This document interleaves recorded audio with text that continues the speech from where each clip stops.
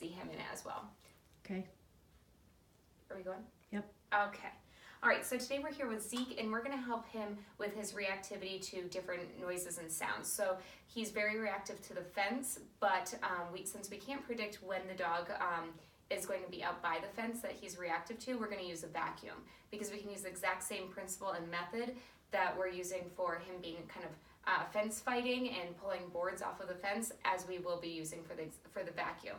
Essentially, he's experiencing reactivity. So a dog can be reactive to something, whether they're happy or upset and really frustrated. So a dog can be overreactive, meaning like when you come over, they're jumping all over you, licking your face, that's overreactive.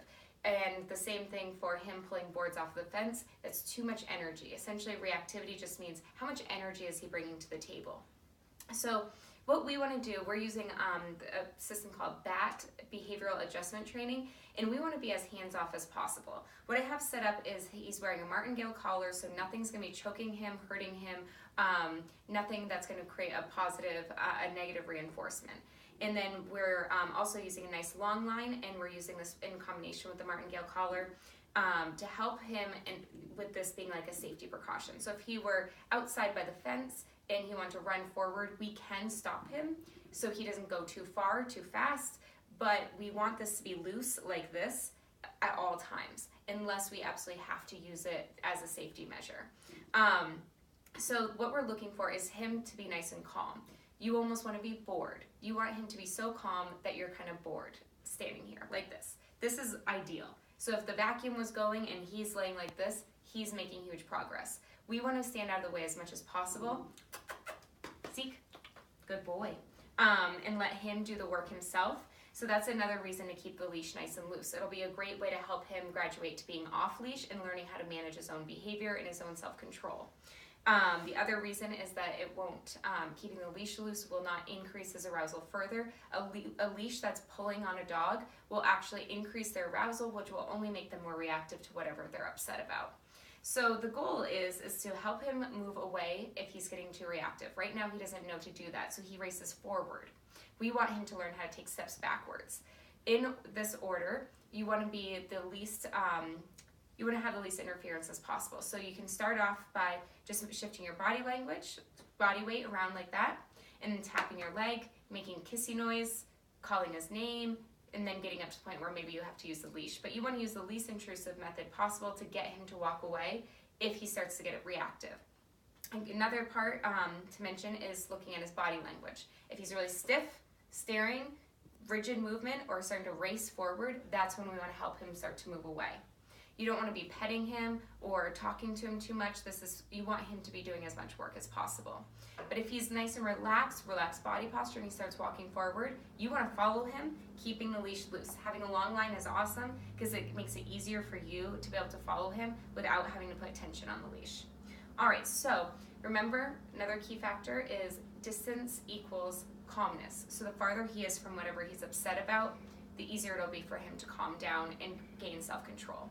So what we're going to do is we have the vacuum out, and that's something that he's typically reactive to. So since we know he's a little reactive to it, why don't you keep the camera rolling and just hold it with one hand, and go ahead and move the vacuum maybe down towards the end of the hall, wherever the closest switch is that you could plug it in. Do you have to plug it in? Yeah, you can do it right here. But that'll be too close. I can't get too far away from him. I can't help him move too far away from it. So just go. It's okay if you kind of lose sight of me for a little bit, and you just kind of move the vacuum down the hall. Plus, then you can see how far away we are. Oops, see how he's a little nervous? Mm-hmm. Zeke, good boy.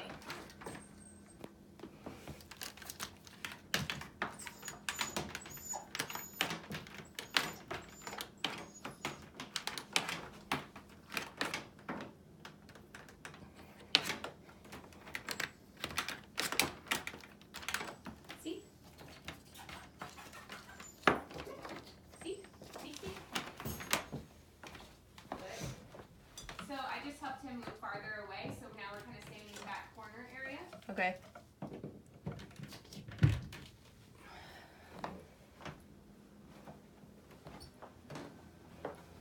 Awesome. So we moved farther away because he started getting a little anxious just by it moving.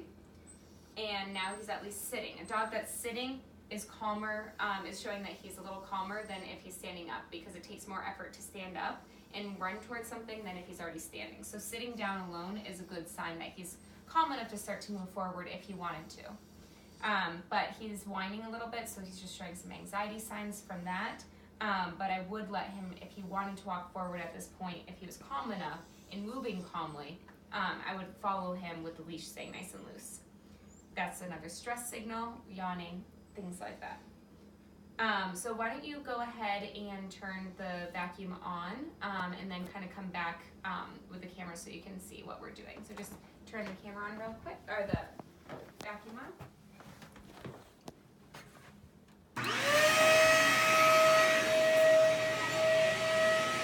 So when you first turn it on, he darted forward, so all I did was I just held the leash and then I kissed him and patted my leg, and he turned around really quickly.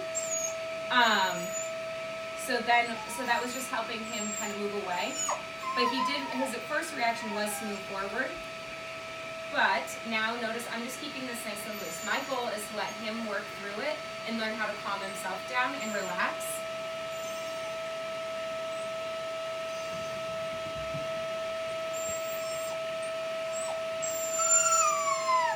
And again, you don't really want to do much. Like if I pet him right now, that will reinforce his anxiety. So you don't want to pet him, you don't really want to talk to him much. You just kind of want to stand here and wait for him to kind of calm himself down. And if he's whining like this and you can get farther away, say you're outside working on the fence situation, then if you can move farther away, even walking back into the house, I would. But we're about as far away as we can get at this point in the house. So this is about as much as we can do. But if you have more space, if he's whining or being out, still showing signs of anxiety and stress, I would move farther away. But notice how he's calming down. He's not crying anymore, and he's just laying there. That's good signs. This is helping him again. I'm not doing much. I only helped him once to stop from running forward, and then he's doing all this work on his own.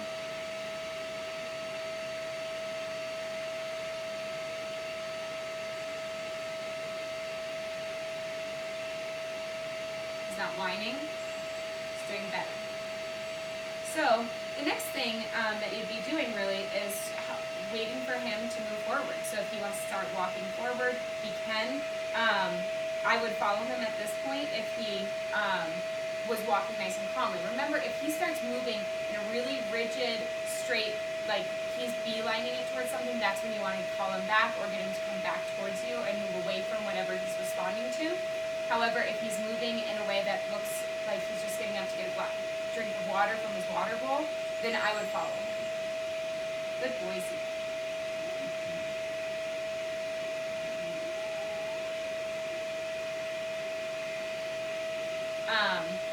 If you want to take a couple steps backwards, I'm going to take a step forward and see how he does.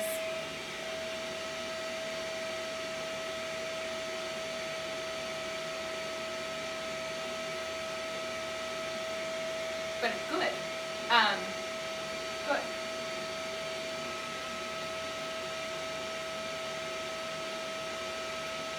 Let's see.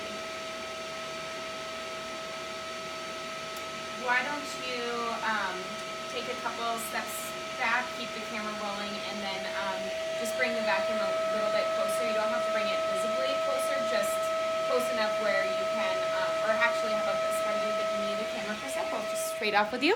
And just start bringing the vacuum a little bit down the hall, so I'll show you what he looks like.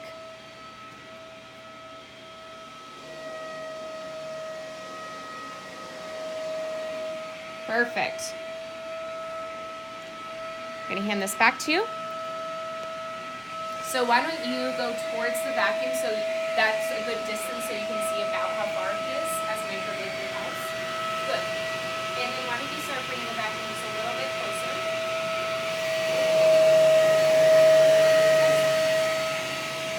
Closer.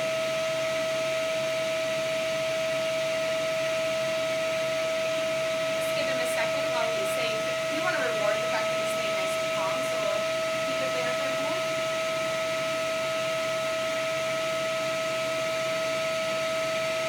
Go ahead and bring it a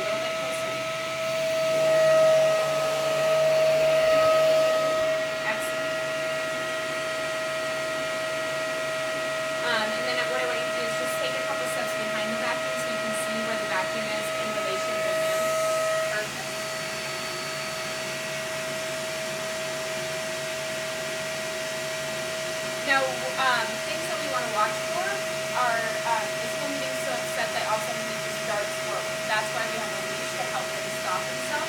But so far he's doing really good.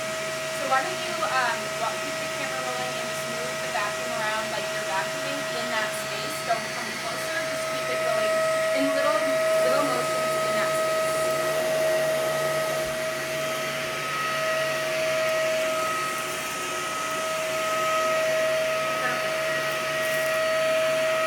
And again, I'm not really doing anything. I'm just here to help him if he gets upset. And again, I'm not talking to him a lot. I'm not trying to calm him down, petting him. I'm just staying out of the way and letting him learn how to stay nice and calm. I would say that he's doing excellent. Off camera, how do you feel? You think he's doing good? Yeah. Has he done this before? I was having in the bedroom. Try bringing it a little closer. If I turn the brush on, I don't know if he'll... Go ahead and try it from at that distance.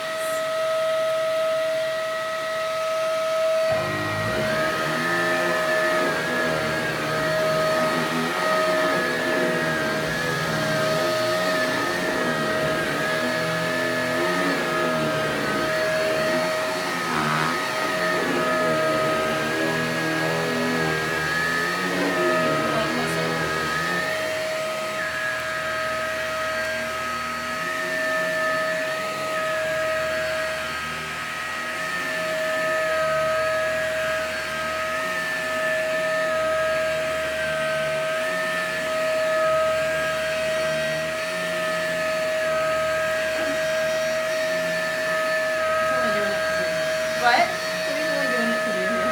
Because I'm teaching you a new method.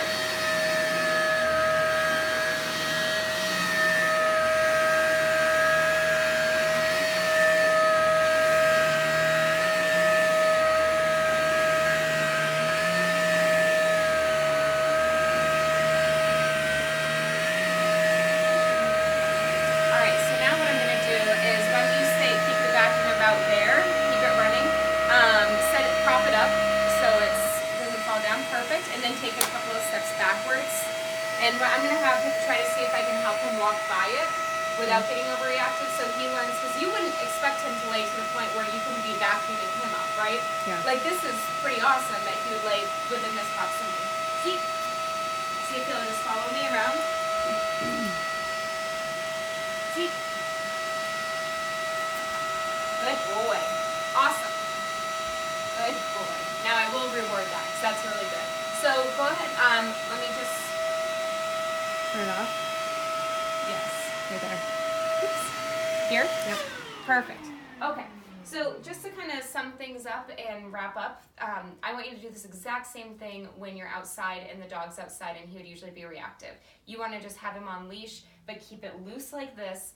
And if he's doing any signs that would say that if he's crying and whining a lot, just keep taking steps backwards. If he's so worked up that his tail's up really high or he's really tense and he looks like he's just about to like dart forward, move him back. And then stand at that spot until he either is really calm and lays down or sits down, or he starts to walk forward, and then you follow him, keeping the leash loose, and only be there to call him back if he starts getting too worked up. At some point, you should have the leash loose, and he should be able to be walking up and down the fence line, and you're really there as a helper, and then eventually you can graduate to be having him off lead.